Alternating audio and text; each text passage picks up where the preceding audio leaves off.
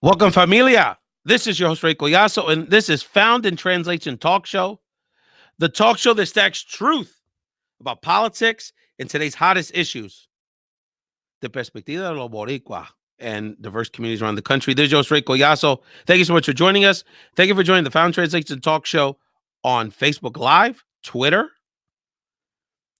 as a YouTube talk show, and on audio as a podcast. Anywhere you can download a podcast, as well as on WPPM 106.5 FM, People Power Media, hashtag People Power Media 106.5 in Philadelphia. We are going to have, the mainstream media, with the exception, of course, of the patron saint of the island of Puerto Rico, David Begnan, the Democratic debate, and certainly this administration, even though we got some good news for the administration this morning, have ignored the island of Puerto Rico, not only the home for over 3 million U.S. citizens, but the home for so many of us in our hearts as people that are part of the nation of Puerto Rico, whether they live on the island, are part of the diaspora, as I am proud to be, as a Philly Boricua, as you can tell.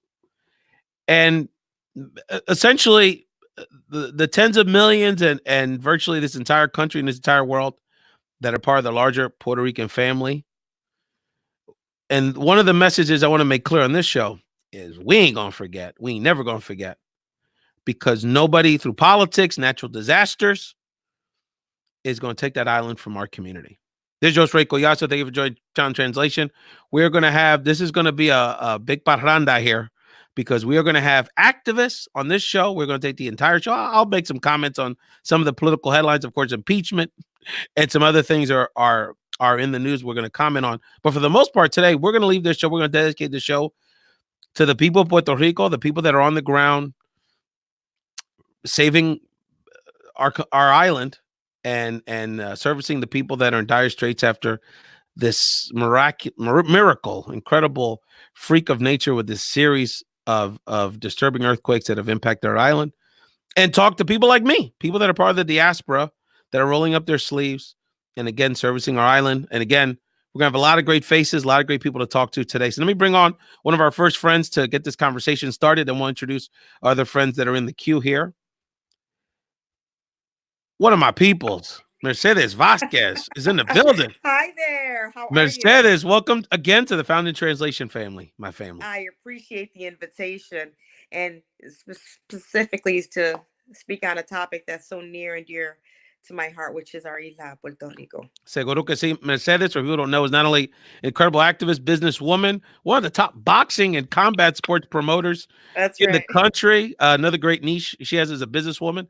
But Mercedes, as a Rochester, Puerto Rican, a Puerto Rican based in upstate New York, I know the island's very important. I mean, first of all, before we get in, bring our guests that you've brought to the table here, can you just share with us, as a Puerto Rican, as an American, as an activist, how you're feeling after the, kind of going into week 3 of these these earthquakes that keep percolating on the southern coast of the island, and what we need to do, and how this impacts children, working families, and a lot of Sure. people, the seniors, and people that, are just trying to live their lives and now are homeless or don't know when they're going to go back to school or when the next rumble will happen.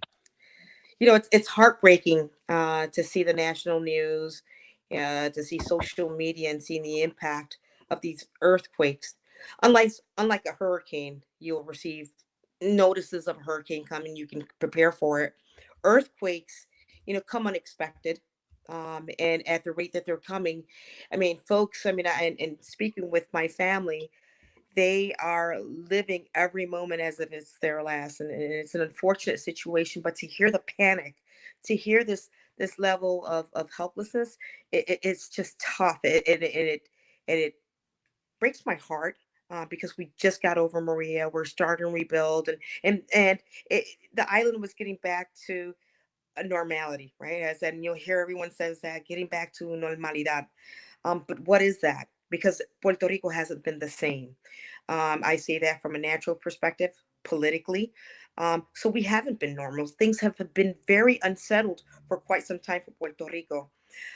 These earthquakes only remind us that, tomorrow's never promised, but we will, just as good Puerto Ricans, we're going to get together and we're going to do this together. We're going to help each other out.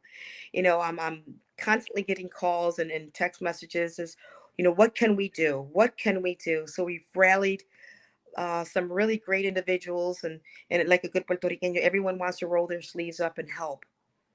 And That's that right. is the thing, is we're going to do that because they can't depend on the government. We've seen it time and time again, water and supplies and just being abandoned in the middle of the island when there was such great needs during Hurricane Maria. So I think the people have lost faith in the government. And that goes for not only sort of the island based, Commonwealth government, but the federal Sure. government, right? Says mucho nivel, and it's very interesting. Mercedes, I have a question for you because I think we as part of the diaspora, people like you and I that have been engaged in these issues for a long time, we've seen on this side of the community a renewed sense of interest in the island and a new sense of care. And I think we're seeing that renewed sense of, well, we saw it on the island, right, with the Ricky Renuncia effort, That's right. a renewed sense of unity and engagement. So how do you think, I almost feel like we're much better prepared to deal with this earthquake situation than we would have been before Maria. And I think there's a sense of unity. There's a sense of understanding how we have to act on behalf of the people on the island. And here we can provide more resources. We have more political Hmm. voice here in the States. And that's a whole other conversation. But so what do you think, what have you learned out of this process with this from about our community from this latest crisis? Resiliency and strength is what I think what I've noticed on the island and outside of the island, is say we have a voice. I mean, if you think about the whole political aspect with Ricky, who'd ever think? I mean, if you were to tell me like 2 3 years ago that Ricky would be out of office, I'd say, yeah, that'll never happen. I mean, for years, the Rosselló family controlled the island. Um, the people are starting to say, hey, wait a minute, we have a voice, and the power is in the unity. And that's what we're seeing. The people are getting together and they're getting out there, they're hitting the streets, and they're being vocal, which That's is, right. I mean, we haven't seen that. And honestly, we've become a little complacent. We've allowed things to happen. And I think people are saying, basta ya. We will not believe in our government, who's clearly have lied to us, and it's time for us to have a voice. And So I think, yeah, I'm very proud of the Puerto Ricans, and I'm proud to say that I'm Puerto Rican, and we're going to continue fighting. We are fighters. We're resilient, and we're going to continue fighting the fight. the island of warriors, as they say in boxing, the boxing lexicon. And not That's only right. Mercedes have we inspired ourselves, unified ourselves in historic ways, but we have inspired people throughout the world. Think about all these movements in Latin America, Hong That's right. Kong, Venezuela, everywhere. Right. Ecuador. I mean, this is we have inspired movement, a global movement of people power. There's no question about it. We want to bring, speaking of the people that are on the island that we're not only collaborating with, but are local activists, and particularly in the case of this gentleman as an educator working to support our youth, thinking about that mental health element of all this.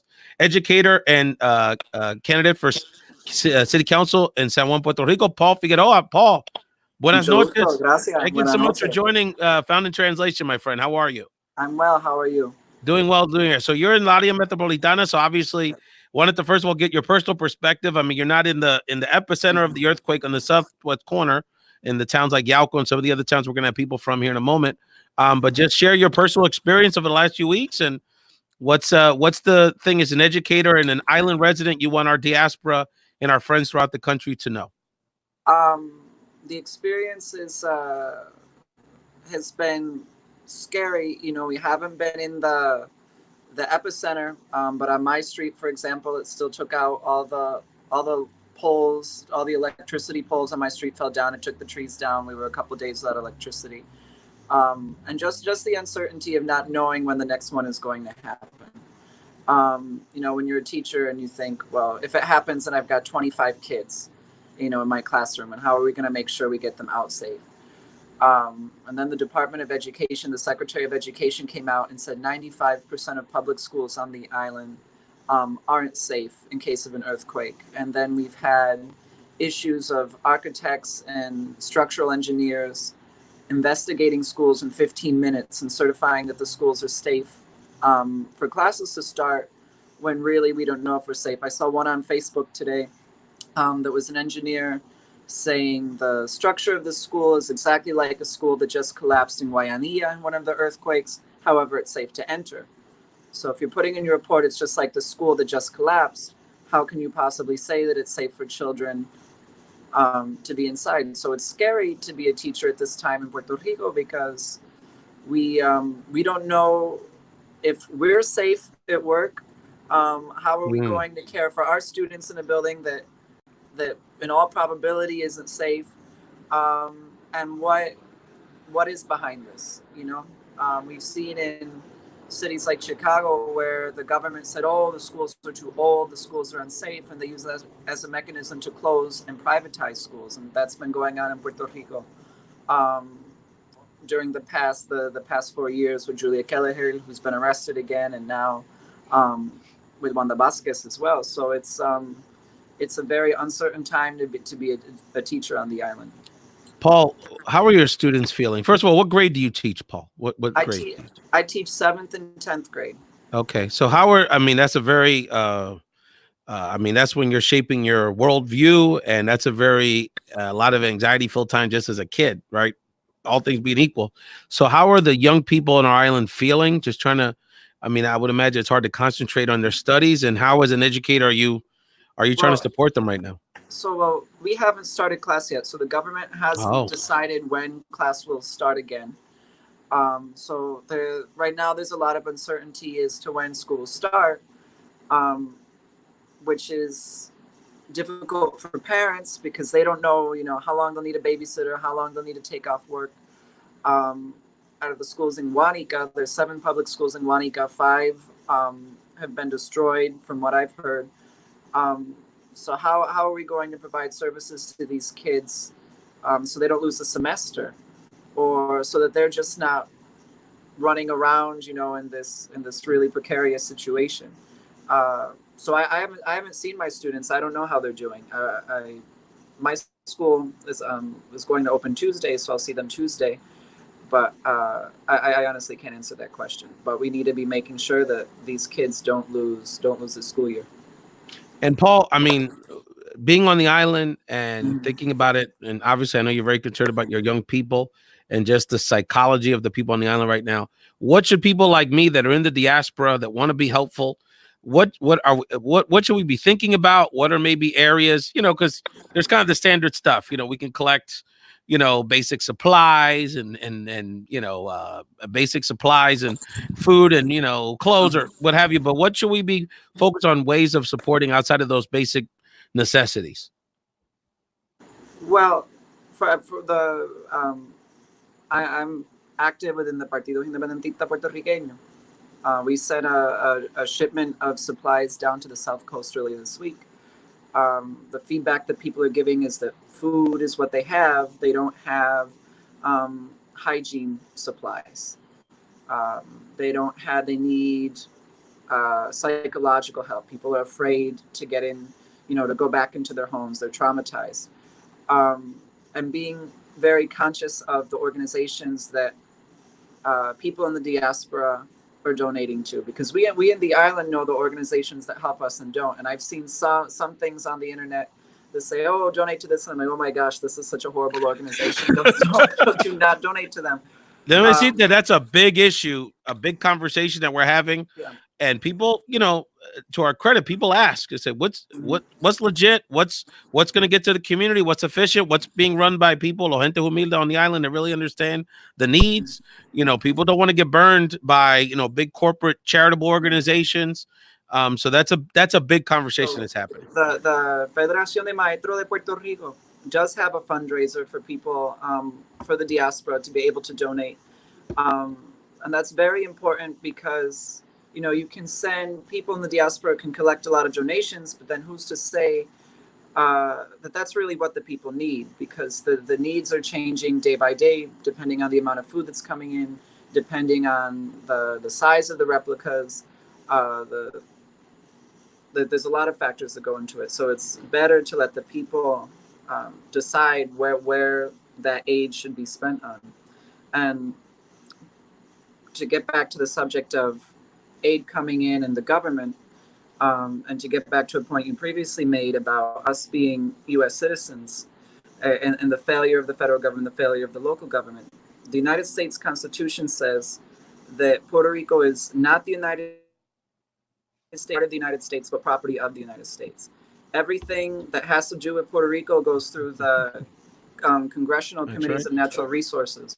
So and that's something I say in my classroom. You know, we aren't considered as people. You're considered a resource. You know, so that's why we're not getting the treatment that we maybe could have. And then we have this colonial government that really doesn't do anything. So it's much better to go through the grassroots organizations on the ground, the real people, because the government is absent because it was made to be that way. And we need to be empowering our local grassroots organizations on the island that are actually doing what we need to do and picking up where the government is lacking. And you listen to Paul Figueroa, an educator on the island in San Juan, that is not only talking about how he is looking to support his students going when they get back to school. They haven't been in school in several weeks.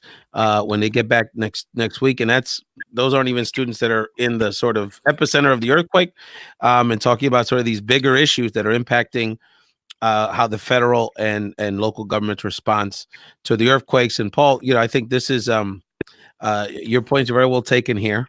And I think one of the things that this issue has, these crises, these natural disasters have brought up are a lot of these issues, particularly for Puerto Ricans here, around, you know, what is the relationship with the island of Puerto Rico to the United States?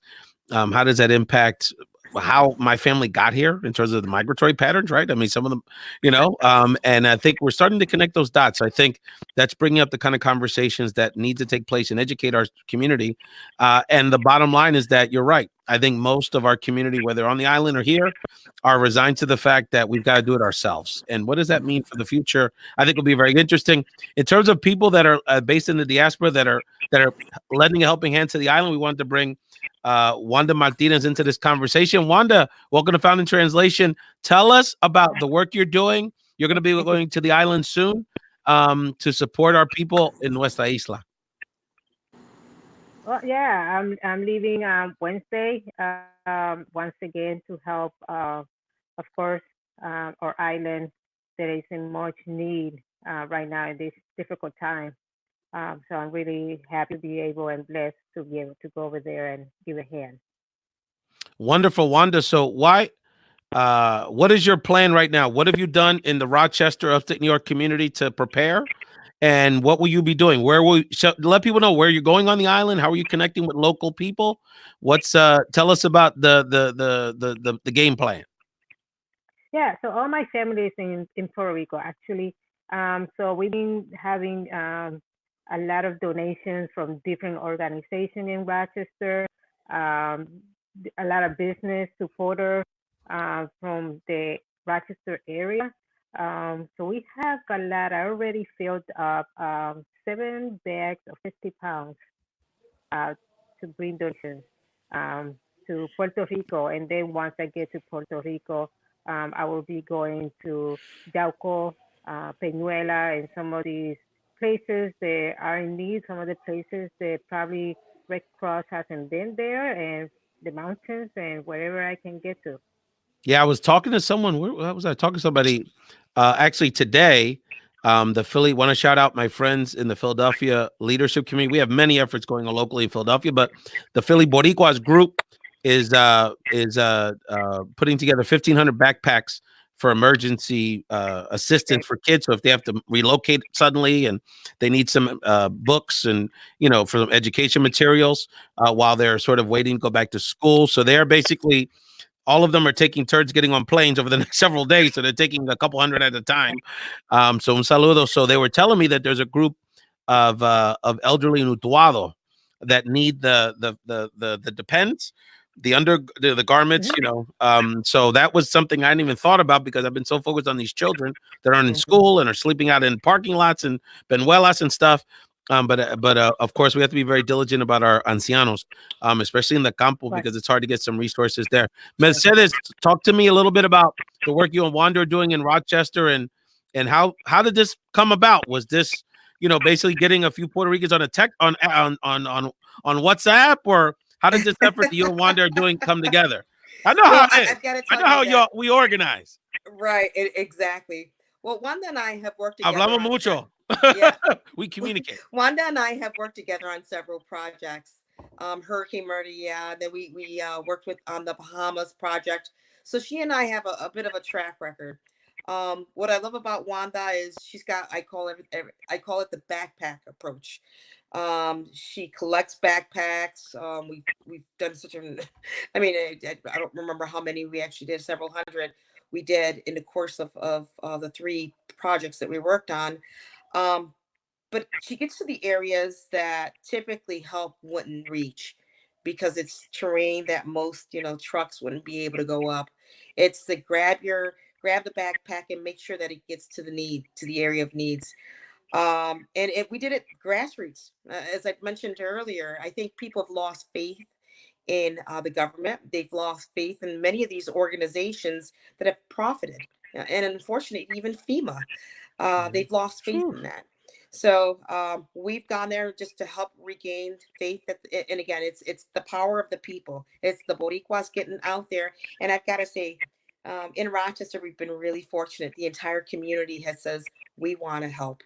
So Absolutely. collecting items has been it's been a blessing. It's just an outpour of support that we're receiving from our community, and we're seeing now businesses wanting to help. We have a few dealerships in the Rochester area. We've got the Rochester City School District, the school board, who says presente, and we're going to be collecting items. Now, Wanda is I'm leaving on the 24th. Okay. I have an event on the 25th where professional boxers will be joining in on this campaign to support the South. So we're going to be taking first aid items. We're going to focus on the seniors and the younger folks, bringing diapers, formula, Ensure, things of that nature to make sure that they're getting getting it to the right hands. Yeah, no, I, the I tell babies. everyone, Yeah. no politics. We're not doing this for likes. This is about really boots on the ground and getting the work done. Absolutely. And again, I was mentioning the elderly earlier, but the babies. I mean, just the needs that they have, and when they're not in a they don't have electricity. I mean, just I can imagine being in Their one of these lives have tents been with their these lives have been babies. disrupted. So how do Absolutely. we You gotta, bring some level you of gotta chill normal? the formula or the milk. I mean, it's very harrowing. And this is part of their early development time. So it's critical that they're protected and we're minimizing the trauma. And Mercedes, of course, when you talk about your boxers, this men and women, because I know you That's right. you raised the flag up for those ladies in That's right. sport. So I want to bring Paul back into this conversation really quickly here, and then we have another educator who's in the queue that we want to bring into the show. And again, you're watching and listening to the Found in Translation Talk Show, the show that checks truth on politics and today's hottest issues. Video straight Collazo. You're watching this live on Facebook, Twitter, YouTube Live, and of course, watching this as a taped on demand on YouTube, as well as a podcast or on the radio at WPPMLP 106.5 in Philadelphia. And there are rumors, Mercedes, that Poder 97.1 may want to simulcast this show. So we need the Rochester people to That's right. get the word out here. So we always give you all a lot of love. But speaking of Rochester, I wanted to shout out. She wasn't able to join us today, but longtime community activist and now state Senate candidate Hilda Rosario Escher. I was on the phone with her earlier. She actually is campaigning, so she wasn't able to join us tonight, but she is one of the leaders that you're working with, and we are going to bring her back on. One of the things that the theme we're going to have in 2020 is how do we empower our leadership, particularly our emerging Latina leadership. She's running for state Senate. That woman needs support, and we're going to continue to support her and all of the efforts of our friends here in the political cycle and Found in Translation after we get past this cycle. Paul, what else would you like to share with us about what's happening on the island that would be important for our folks to understand? This is part of a long-term effort, and we definitely want for this to not only support our people in the very short term, but continue to advocate for our island to get that money that some of it got released from HUD, because although we're very displeased by the government response, we still have to hold them accountable and continue to mobilize and organize our community on the island and throughout the states. I think the biggest thing is collaborating with equitable organizations on the island, that are committed to long-term recovery plans. Because right now what we're seeing with the people is great. We see this outpouring of the Puerto Ricans in the north and in the east coming to the south and the west, and they're working on getting these communities back on track. But at the end of the day, you have hundreds of thousands of buildings that were destroyed. Where I live in Santurce. And after Maria, that was peak real estate for gentrification. And now, poco a poco, my community is being displaced. Where I live in Rio Piedras, the community is being displaced. Guanica is one of the last natural reserves, untouched, undeveloped parts of the island, parts of the Caribbean. And it is very important that we keep that from being taken over and seeing those communities displaced. We've seen before how Puerto Rico has been used as an experiment, how los Puertorriqueños have been displaced from our own island. That's why we have a 5 million person diaspora versus 3 million people living on the island. So what I always say to people in the diaspora is come back home and make sure that the people that are already living there stay there. Make sure that there's opportunities for them to stay there. So my invitation would not only to be, not only donate to these grassroots organizations when you can, not only come to help out when you can, but help be part of a long-term process of making sure that our people stay, and then not only an equitable recovery for our island, but the decolonization of our island, because all of our issues have one root, and it's the colonial issue. And one of the things that somebody asked me on the show that we did Tuesday after the debates is that who of all these Democratic presidential candidates, who has the best Puerto Rico policy? And so I want to bring on some experts on that and study their platforms a little bit more before making a statement on it. But my point is that one of the things that we all have to, particularly Puerto Ricans like me and Mercedes and others that are based here, especially some of us that live in these critical states like Florida and other states, is that we have to hold these elected officials accountable, not just the presidential candidates, Senate candidates, members of Congress, to a Puerto Rico policy. Before we get into the status conversation, we're talking about getting rid of the Jones Act. We're talking about getting equitable resources related to earned income tax credit, Medicare reimbursement, education funding, dealing with this debt in a way that you would handle it with every other part of the United States except the territories. So there are some very tangible items that we need to hold these officials account for. It's not just about saying a little bit in Spanish, having a couple Puerto Rican leaders on the stage with you, and not to minimize it, but being there physically for one of these disasters. I mean, that's kind of the easy thing to do, to be honest. But it's about really these policy issues that have restrained the island in many ways. Mercedes, stay in the queue. Paul, stay in the queue. You're going to come back on the show in a moment. I want to bring another educator from the island into this conversation. Wanda, stick around because you're going to be part of this show. But I want to bring Professor Raul Maurice onto Found in Translation. How are you, sir? I'm good. Saludos, Paul. Saludos, Wanda. Saludos, Mercedes. Ray, thank you for allowing me to be here and give a little bit of what I've experienced in the last 8 days, I think. Yeah, it has been quite something. Let people know where you are exactly on the island and how's been your personal experience dealing with the earthquakes. Well, unlike my brothers and sisters that are about to go to the island, I just got here yesterday from the island in New York City. I'm transmitting from New York City. I was born and raised in New York, but I've been living the last 26 years in Yauco, Puerto Rico, which is one of the epicenters where all of this stuff has been going on for the last 9 days. Even more than that, because actually there's a small detail. I think since the 27th of December, we've had over 1,200 earthquakes. I mean, that's very important because it's not just the last 8 days. It's been going on for a while. And a lot of the stuff that's happened, people have been kind of reacting to for a long time. So we're already talking about, even myself, I'm in an apartment right now and someone's walking upstairs and I'm feeling it and I'm back in the shake. I'm back in Puerto Rico and Yauco and I'm like, wait, where's that coming from? Wait a minute, I'm in New York City, I'm okay. In the campamento that I was at, the one in Yauco, they are anywhere between 500 and 1,000 people. Initially, that campamento was was a makeshift. Initially just people just running from their homes and finding places to go that could be safe. This place is a Coliseo. It's a big stadium, baseball stadium. And in that baseball stadium, obviously there's a huge parking, and that's where the makeshift campamento tent city was built.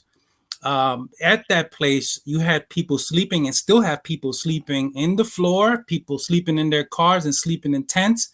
Eventually, organizations and businesses rented or donated bigger tents. So you have big tents, like tents where my mother is right now. One of the other things that was really difficult for me to come to New York City was precisely leaving my mother behind. My mother's at a tent that's 100 by 50. I mean, it's a huge tent. And in that tent, you probably have anywhere between 60 and 100 people sleeping at any time in cots, no? On top of that, in Jauco, you may have anywhere between 12 and 24 other smaller tent cities in different areas. Not everybody made it to that particular big tent city. In Guanica, I got a number just the day before yesterday. They're talking about 30 tent cities all over the place. There's one central one, but some people decided to stay near their houses in smaller parks or in front of other schools.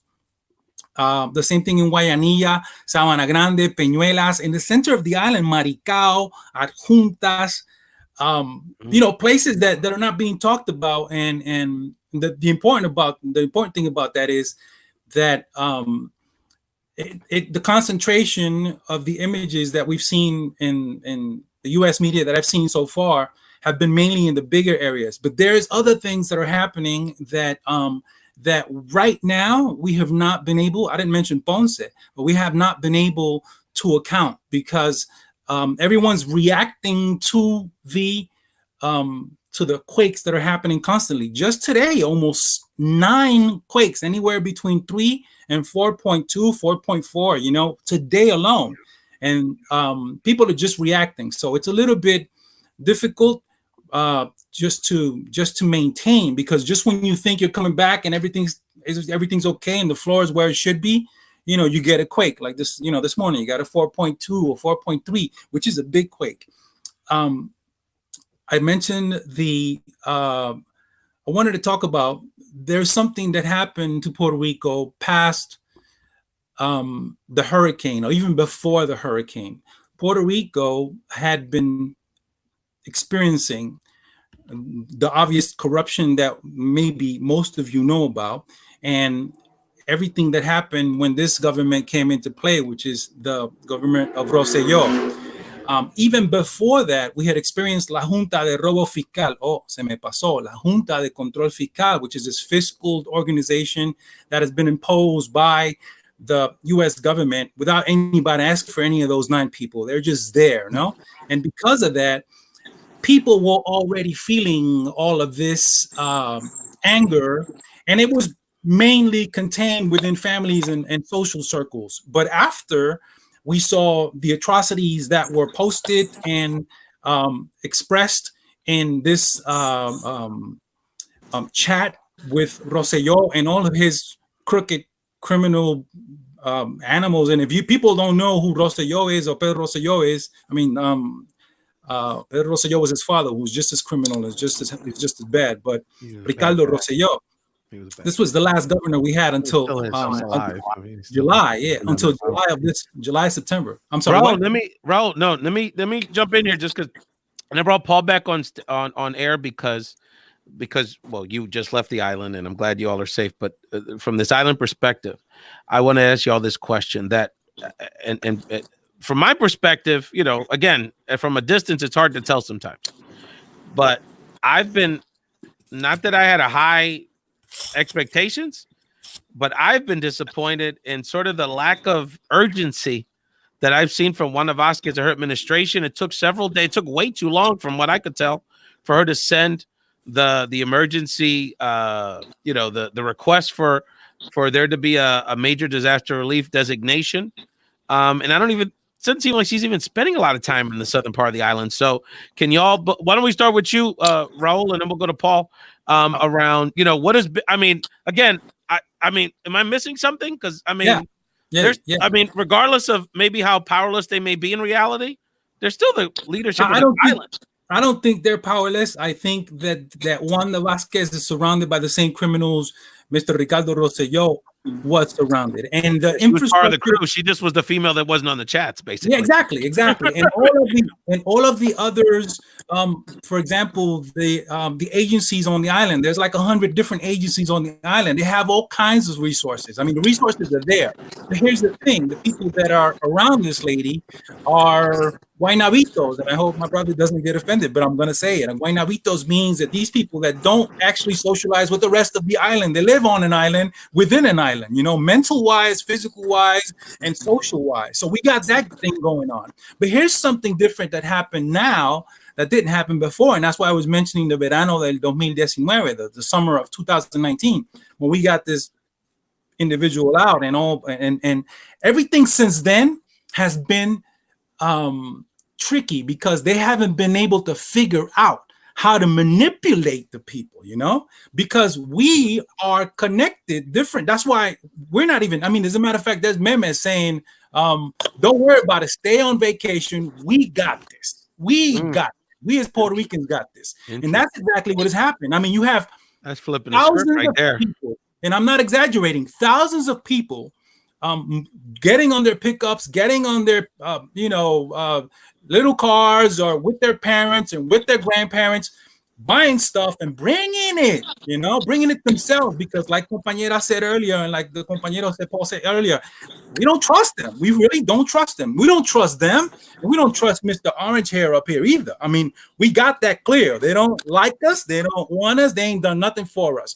This is why I'm here, because the diaspora has done something for us. I'm in New York City because I'm about to meet with El Maestro, which is a local organization that during the hurricane said the same thing and sent like 7 vagones over there and directly followed the vagones to where they were going to go, to Loíza, to Canóvanas.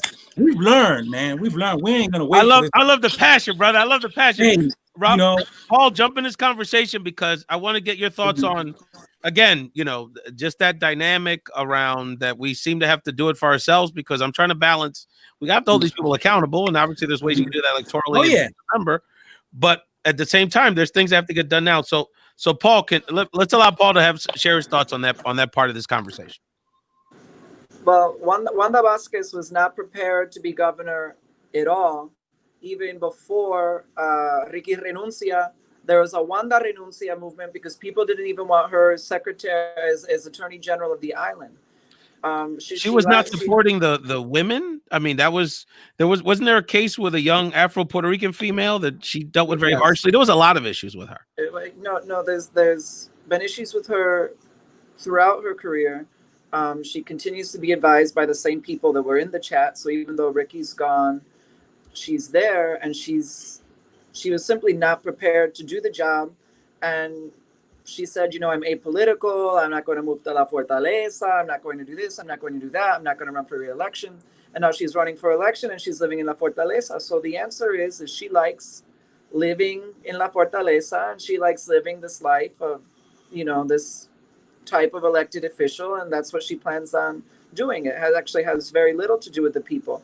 When she's gone to the South, she's been widely criticized because the people simply don't want her there.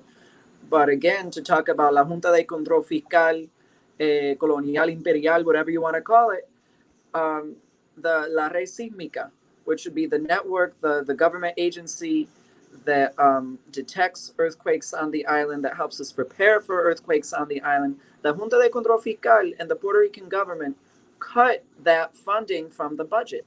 So now that we're confronted with this new reality, today, where I work, we had a meeting with a psychologist helping us prepare to receive the students. And they said, we need to get used to the idea that we now have to adapt to an earthquake culture. And we need to be like Chile or Japan and these other countries that can adapt quickly to these kinds of events. And how are we going to be able to adapt to this new reality if the government agencies are being defunded by the local government and by the federal government. And that's something that Wanda doesn't understand, and that's something that the junta and the federal government simply doesn't care about. I want to bring Mercedes back into this conversation. Mercedes, this is like class. You got to be ready. I put that there. So as a leader from the diaspora, Mercedes, to jump in this conversation, this has been an education for many of us here that haven't followed some of these issues on the island as closely as maybe we should have, or have had a chance to, or just were never taught some of this stuff. I mean, I was, and you were, and our families were activists, but many weren't. So what's going on now over the last few years? Has this given you an opportunity, and you, Paul, if you'd like to share on this, to educate our community around these issues? I don't know if you all saw Residente. Well, he's been very active, of course, but he went on a major, one of the biggest hip hop morning radio shows in America, 97 Hot 97 in the fall, I guess like 6 months ago, talking about how this has given him an opportunity to talk about the status issues from a progressive perspective in a way. And people from like Daddy Yankee and Bad Bunny were like, no one ever, we're learning about some of these dynamics, even people in our celebrity class. So Mercedes, talk to us about how this is giving us an opportunity to educate our people. Right. And it's a matter of taking advantage of your platforms. Social media has been key for me, and more so when we are collecting items. We don't need Rachel Maddow because we can do it ourselves. To the point that's absolutely right. But also taking advantage of the nothing wrong with Rachel platforms Maddow. we have. We love Rachel. Right. But taking advantage of the platforms that we have. I'm fortunate that I'm in the sports environment. I utilize boxing and MMA to really get the word out. And there's individuals that one way or the other, they're going to learn about Puerto Rico, whether it be through boxing, through MMA, or through just the grassroots activist work that I've done. But social media has been the key for our educating the younger, and more so the younger folks. And what I've seen is this movement within the young folks. They're saying, wait a minute, this isn't right. And they're fighting the fight. And I'm so proud of the younger folks. And we saw it during Ricky Renuncia, that it was a younger generation that was out there. I mean, again, there's a good group of people, but it was so good to see younger folks that actually cared about the future of Puerto Rico. Well, they're the ones that are going to ultimately, it's like the environmental movement, right?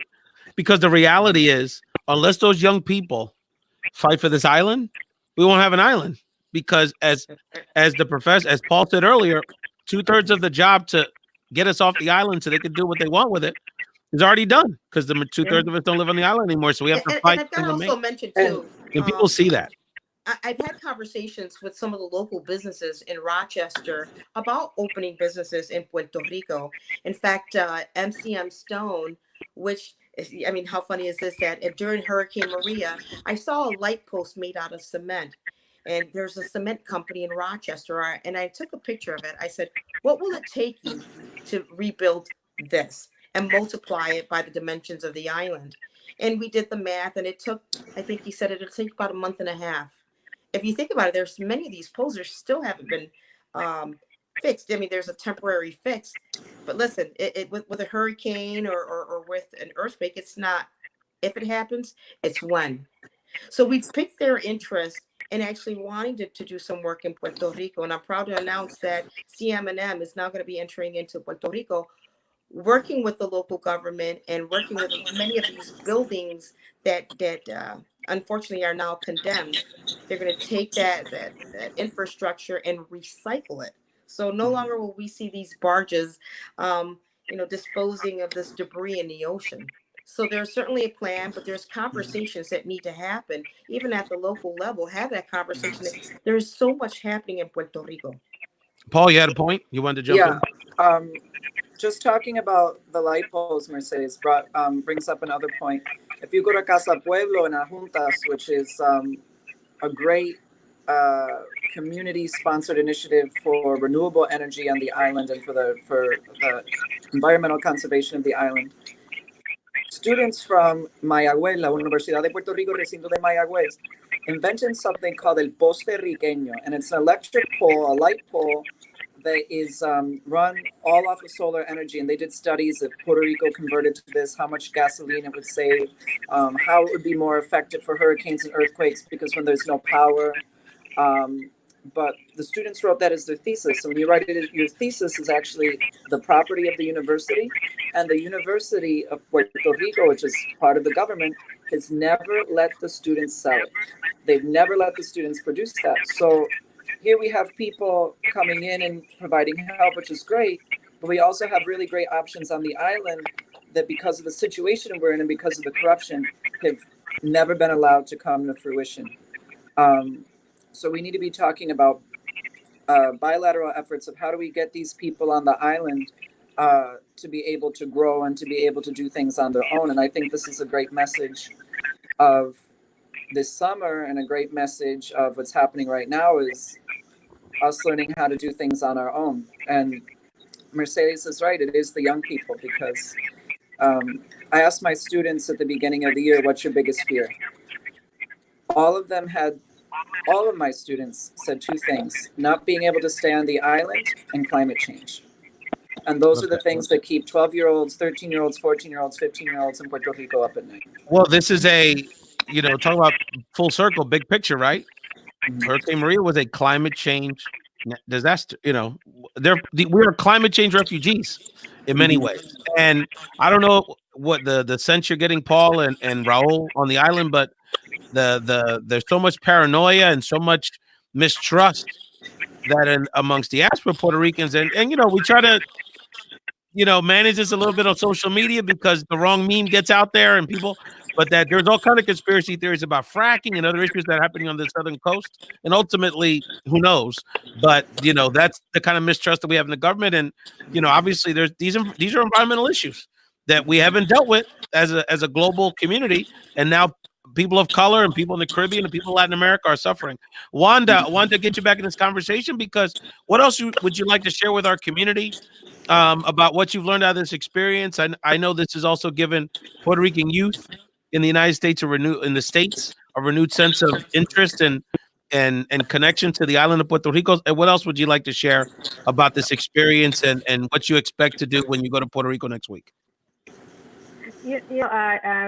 I was born and raised in Puerto Rico, and I come here later on through the years. But one of the things that I have learned by doing helping with Hurricane Maria twice, I went to Bahamas to help with the Hurricane Dorian, and now I'm going to Puerto Rico again, is that I don't have no trust in the government, and this is why I do what I do.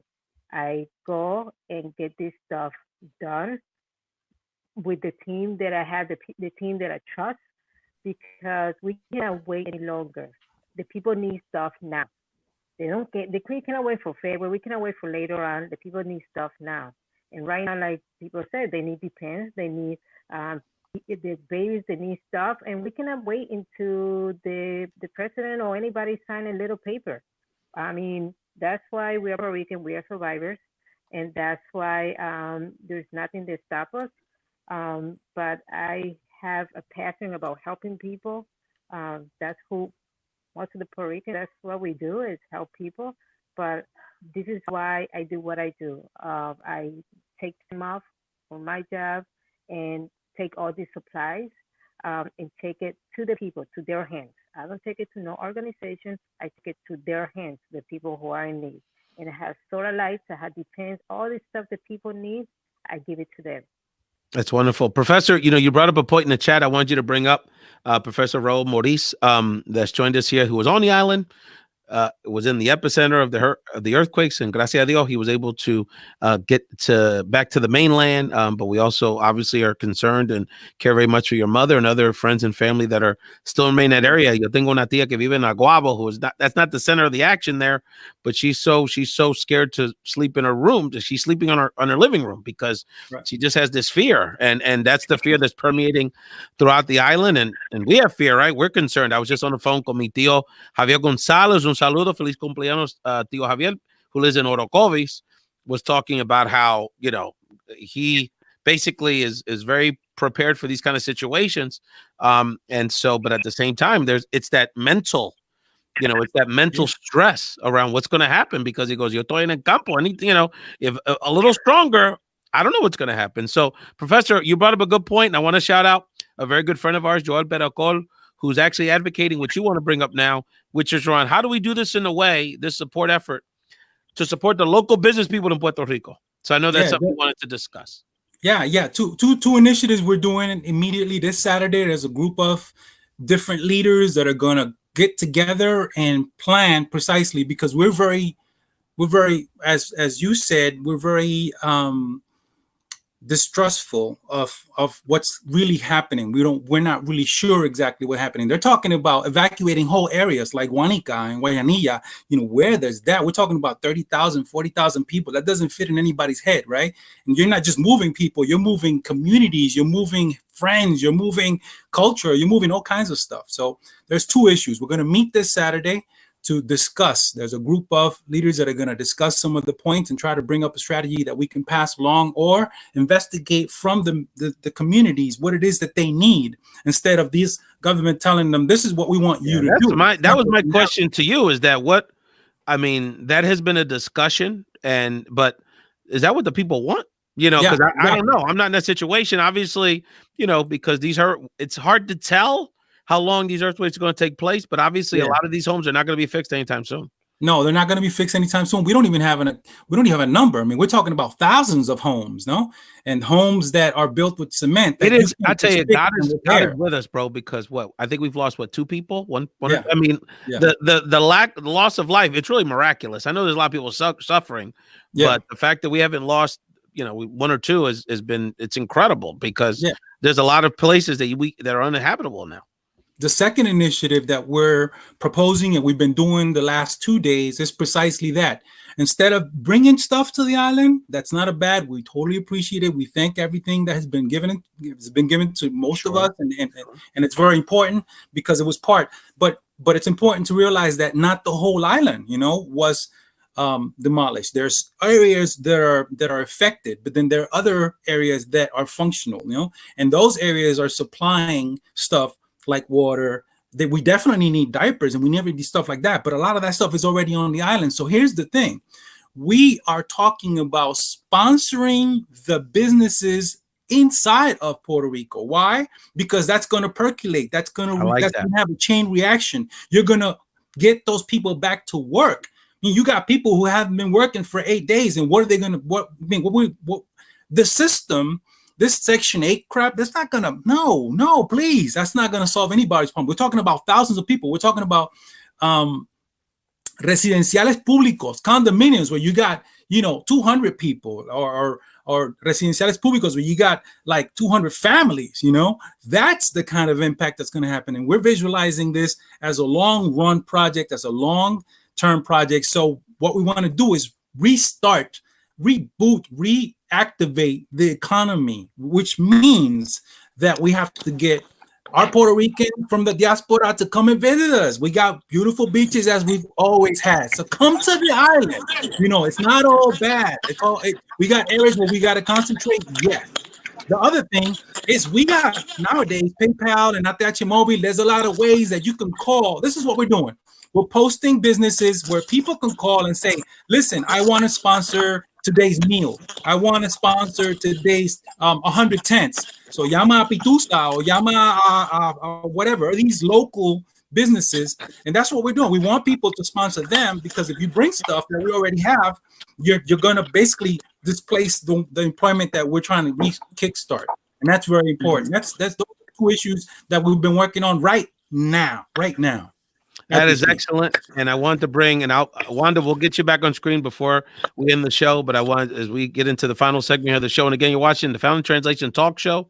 Thank you for joining us live on Facebook. We actually had Dr. Vibe, a friend of ours on Twitter, who's watching. We have some people watching on YouTube Live as well.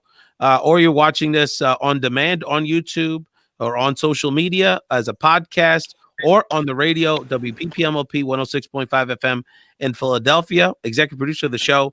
On the radio side, the director of the radio station, Vanessa Maria Graber's one of the leaders of the Philly Boricuas movement, which I'm collaborating with, as well as with the National Puerto Rican Chamber, who's very much in line with you around a professor around supporting local Puerto Rican businesses in the recovery efforts to stimulate our economy. I'm proud to say my wife's family in San Sebastian is going to have a humongous, in June, a humongous family reunion. So I'm going to look you up when I go to the island in June, because actually both of you gentlemen, because I'm going to spend a good 2 weeks there and connect with so many of my friends on the island as possible, and just do what I can to be helpful and fellowship. As we wrap this up, I wanted to start with you, Paul Figueroa, an educator and political figure in San Juan. Paul, what's your final message for people watching the show, whether they're Puerto Rican or they're not? We have a lot of Latinos and people of color and other progressive-minded people that are watching this all over the country, all over the world, and listening to this in Latin America, throughout the United States and globally. What else would you like people to know about what's happening in Puerto Rico, and any other words you'd like to share with us here on Found in Translation? Pa'lante. El pueblo de Puerto Rico, estamos dando cátedra otra vez. You know, we're showing the world how it's done. For so many years in Puerto Rico, we've had this fear that, without the government, or, we can never be able to do it by ourselves, or, that will never happen. And now, just in the past 6 months, we've shown the world not once, but twice that we do have power, we can do things on our own, and that we don't need anybody to solve situations for us. And that's empowering not just to the people of Puerto Rico, but for people of color and marginalized and oppressed communities everywhere. So, pa'lante, and thank you to the support of the diaspora as well. And my message to the diaspora is to always keep learning more about the history, more about the island, and come back as much as possible. You know, one of the things, and I appreciate your leadership, and definitely want to continue to collaborate with you, Paul Figueroa from San Juan, educator and political activist. But one of the things that has come out of this process for me is that in my day job, in my career stuff, I do politics nationally and work with a lot of Latinos around the country. And one of the things that's come out of watching the show and listening to the show for them is, and they're real honest with me. They say, Ralph, you know, if I live in Tucson, Arizona, or LA, or Las Vegas, yeah, I might know one or two Puerto Ricans. I know you, but you know, most of what we know about, even as Latinos, most of what they know about Puerto Ricans is what they see on TV. Los reggaetoneros, the J-Lo, the celebrities. They said, and he said, De lo juro, we knew you're talented people, but we didn't realize just how talented around organizing, around all of this intellectual capacity. I mean, to have raised and generated all these, all this activism and all this coordination and shipping and coordinating, getting on planes and Enrique Denuncia and that kind of activism. They said they're so impressed. And it's another side of our personalities and leadership that we're showing, because we're showing that activism and working together, this bloodless revolution that we just had on the island, has had reverberations throughout the country and throughout the world. So I thank you for that comment, because we're teaching people that are already friends with us around this side of our persona. And I think a lot of Puerto Ricans here that maybe didn't grow up learning the richness of our history are seeing, wow, I'm part of some really special people. I knew that from the culture and the fiebre, but I didn't know that from this kind of intellectual organizing perspective. So Paul, I want to thank you, and anything else you'd like to share with our folks? Just to piggyback off what you said, I read my first book by a Puerto Rican author because I grew up in Rochester, New York, when I was 19 years old. And I remember reading this book and thinking, oh my gosh, there's Puerto Rican authors. Puerto Ricans have done things besides sing and do sports, and we've written things, and then we have this history and we have these politicians, and we've been doing these things for hundreds of years. And that's all been part of the repatriation process, and making sure that I'm coming back and informed. So again, that's my advice to the diaspora, is to stay as informed as possible. And, like you said, there's more than J-Lo, Mark Anthony, and we have this really rich and also very sad history that the irony world needs to know about. Yeah, you're absolutely right. Well, Paul, we really appreciate you. I want to give Wanda an opportunity to be part of this conversation as we wrap it up. Professor, give us your wisdom, brother. Let us know what else you'd like to share about the work you're doing, and from the perspective of someone that lives in Yauco and in that part of the island that's really dealing with this on a moment-to-moment basis, with the fear, with the reality of maybe where they're no longer be able to go back to their home. What's your message to us about what we need to do, and anything I'd like to share with our Found in Translation community? Organizations that can be trusted. A brother ahorita mencionó Casa Pueblo. Those people are awesome, and they are definitely. So if you want to invest money on people, whether they're going to get the money directly to people who need it. Casa Pueblo, Migrant Health Clinic in Puerto Rico, awesome. Proyecto Matria, de primera. Proyecto Matria, Iniciativa Comunitaria. Oh yeah, you can't mess with the Iniciativa Comunitaria. I'm just going to mention those four. The second thing I want to do is the people who are listening to us who are not Puerto Rican, we're still one of the most beautiful places in the world to visit. Come to the island. La Sanse empieza this fin de semana, so get on a plane. It's the biggest party in the Caribbean. Bring it on. Bunch of airlines, it's Absolutely. like $200. Absolutely. You get a The good deal. economy depends on people spending their money. So you're not going to give it to the government. They're not going to help. The small businesses create the best and best jobs, best paid jobs on the island. So come to the island, have a good time, and while you're there, go do some help, go do some volunteer. You can do all of that, and it's all good. And another thing, yeah, definitely. And then the other thing that I mentioned earlier was that sponsor local businesses.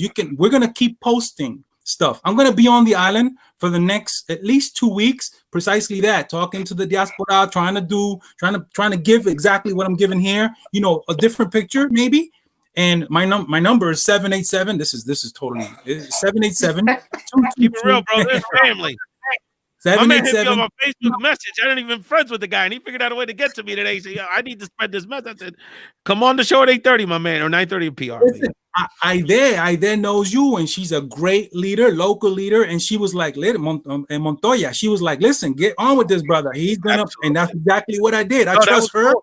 It's just, you know what? Let me take you behind the curtain. This is what happens, bro. We're Puerto Ricans, you know how it is. So I put on Facebook yesterday. I said, look, I want to do this show with a mix of people that are on the island. It's easy for me to get people like Mercedes, but I want people that are in the island dealing with the idea, and the people that we're connected with. So what happened was I got 30 messages. Oh, yeah, this person will be good. This person will be good. This person will be good. So when you reached out, I was like, who connected me? Because I know the Rochester people, the first segment, I tried to divvy it up. So that's all it was. But to show you, that's the kind of, we got, I don't know if you're seeing it, but the Puerto Rican Chicago people, oh my God, that is an organized group. They're doing, I mean, the Chicago, the Puerto Rican Agenda Chicago, we're going to be having them on the show. They got people, they're doing the same thing. They're taking the supplies and the resources directly to the island. They got people they're already connected to in Puerto Rico, the people in Miami, the people in West Palm. I mean, there's people that were like jumping on top of each other to get on the show. But that's a beautiful thing. Everyone's going to get an opportunity. But my point is that that's the kind of energy that we have.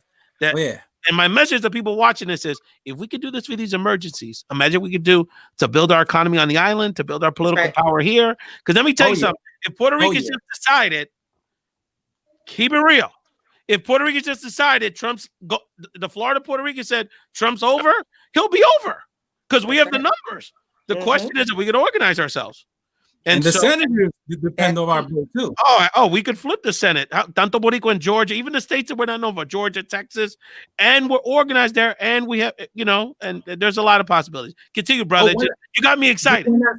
787-222-5590. I'll be here for the next 2 weeks. If anybody needs me to go anywhere, I'm in New York City. I can get to wherever you need. It's been an honor to be with all these wonderful people. Thank you again. Thank you very much. Thank you, brother. Appreciate you. I want to get Wanda on the show here. So as we wrap it up, ladies got to get the last word. Wanda, before we get to Mercedes' comments here, your final words. Be safe on the island, of course. And what else would you like to share with our Founding Translation community about the work that you're doing? Yeah, the brother had a great idea, and Mercedes, we have to get that idea is to get business back to Puerto Rico. I have family members that work in a hotel, and they have to go home this week because there's no job. People are leaving the island. So we need to get business back to Santo Domingo. They're going to put the hotel people are going to Santo Domingo, I'm hearing. To go to Punta Cana, the work at the hotels in Punta Cana. Right. And so how is this possible when it is such a beautiful island? We have to bring economy back to Puerto Rico. We have to make sure we spend the money there. Okay. And we need to bring that up again. And I understand what the gentlemen were saying. I mean, my mom was calling me the other day, crying from the car. You know what I mean? Very scared, wondering what is going to be the next tremor or something like that. But the most important, he was saying, we need to bring the business back to Puerto Rico. We need to bring economy go back, and these people need to go and visit Puerto Rico. It's a wicked commercial. Why we Well, very Wanda, looking forward to visit Puerto Rico right now. we want you to have a safe trip. First of all, enjoy your trip, even though I know it's for, this is a harrowing situation. Make sure you see your family. Make sure you get a chance to enjoy yourself on our wonderful island. And please report back when you come back, or if you have an opportunity, we can make the arrangement. Mercedes, it would be great to have you back on the show. I want to get people. I want to see our people. I want to connect with these people. So we want to bring our community people back on the show, like Paul and Ro and the others. So thank you so much, Wanda. I want to help. Mercedes, you basically were the co-host today. You produced the show. You brought all the guests. You broke it down for me. So this is my co-host today, co-producer, Mercedes Vasquez. Oh, Mercedes, I want to. God, we can have a whole other show. Hey, that's a resume line item there. There you go. You're always a businesswoman, but help us wrap up this conversation, because I think this is there's so much power just in these individuals that we've had a conversation with today, and that is what I'm taking from it, is that there's so much power in our community. We have to harness it. We just have to keep working together, get over the dumbness, and there's so much we have more in common than we have different. And I know that you're going to even be more inspired from our friends in this conversation. Listen, the mayor of San Juan said it best. Tenemos que dejar la pendeja. There's so much politics that's occurring now, even in a time where we should be united. It's time for us to really focus and hone in on what's important. Let's reach out to our local government and pressure them. I mean, it should have taken Trump this long to sign. Ridiculous. We're fortunate that I'm in here. For them not to release those funds for months and months and months, illegal. Absolutely right. Illegal. Absolutely right. And the mere fact that he hasn't made a comment, not a tweet, not everything, it speaks volumes. Yet we continue to allow individuals like this in office because we don't exercise our right to vote. We're not exercising our right to call our legislator, call our congressman, reach out there and really make ourselves have, as they say, be present and have a seat at the table. That's right. We can do this, and we've proven it time and time again. Thank you, Mercedes. So thank you so much for having me. I appreciate it. Oh no, thank you. And next time we're going to talk about boxing and all the other topics that we chat on Twitter. Hey, listen, weekends, I opened up a business in Puerto Rico. Let's see, in the last 2 years, I think I've been to Puerto Rico close to 28 times. Each time I make it a point of going to a destination and saying, Puerto Rico needs you. I think my last trip was the Bacardi distillery. And people are like, I can't believe that after Hurricane Maria, everything is green. I said, Puerto Rico needs you. They don't need those, as you've mentioned. Don't send supplies because all the stores are open. The majority of the stores are open. But continue visiting the island. The majority of the island is great. I'm glad that they moved forward with having sunset, because I know that was an interesting conversation. Yeah. But I mean, the bottom line is so many people make their plans already, and it's like, hey, you're going to be there anyway. So, let's just do it. Right. Let's see that most of the artists have been paid. And there's individuals. In fact, I met this gentleman from Maricao who is working sunset, and he's like praying that it wouldn't be canceled. Those individuals like that they depend on these type of festivities and for business to continue. I mean, we're not closing Walmart because there's an issue. So why close this festivity? And quite frankly, there's folks that are from Jalco that I know that have taken the Público over to Sanse. So you continue life, and Puerto Ricans know how to make the best lemon tea out of this lemon that we've been. Let me tell you, when I go to La Placita in Santurce, Tú vas a los Vázquez. When I go there, that I mean, just being on the island in general, I never lived on the island my entire life. I mean, I'd be there a week, like vacaciones, week 2, week here, week there, that's it.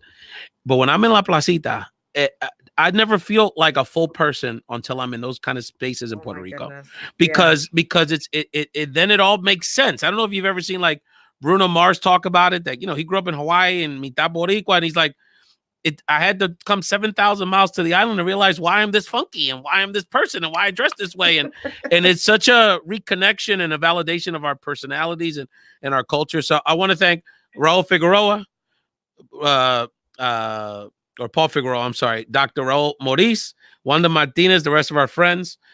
This has been great.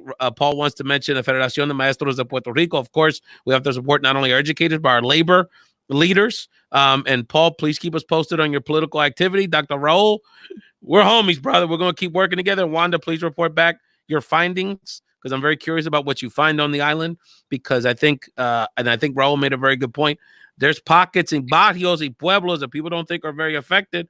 There's people sleeping in parking lots in Mayagüez, and there's issues in the Campo and places like Utuado and other pockets that people are not focusing on. So that's what we're here to do. So if you guys have people on the island that want to report in next week, I'm going to make this show a space Wanda and I to will do be that. visiting Maricao while we're out there. Okay, so please report in. And if we have to do something in another night, I can make arrangements, because I think this is very important for people to keep these lines of communication, and I want to be a resource for that. Thank you, Raul, Paul, Wanda, and of course Mercedes, my homegirl, as always. Thank you all so much for joining the Found in Translation Talk Show. We have to keep an eye out just very quickly with this impeachment process. There's going to be a Latina in the mix. One of the 7 conveners from the House of Representatives, Sylvia Garcia, fantastic congresswoman out of Houston, Texas. So she's going to be representing for us for this impeachment trial. Keep your eyes peeled. I think there's going to be, after that Lev Partners interview, I think it's going to be a lot. This is not a fait accompli. Not that I speak French very well. I want to shout out Frederick Velez Burgos III, wrote a very provocative op-ed about the lack of discussion of the island of Puerto Rico and Puerto Rican issues in the last Democratic debate. So I encourage people to check out Frederick's work, and we're going to be working with him as well. And I just want to thank all of my friends throughout the diaspora, in particular from coast to coast, that are continuing to support our island. Of course, un saludo, amor, blessings and safety to our friends and family who are currently having to deal with this earthquake and sleeping in parking lots and trying to figure out when their kids going back to school and make sure they get their family, their medications. I mean, I can just imagine. I mean, I'm stressed from here. So thank you, Mercedes, my coach. You're going to come back soon, girl. Thank you, family. And thank you so much for joining the Found in Translation Talk Show. Peace.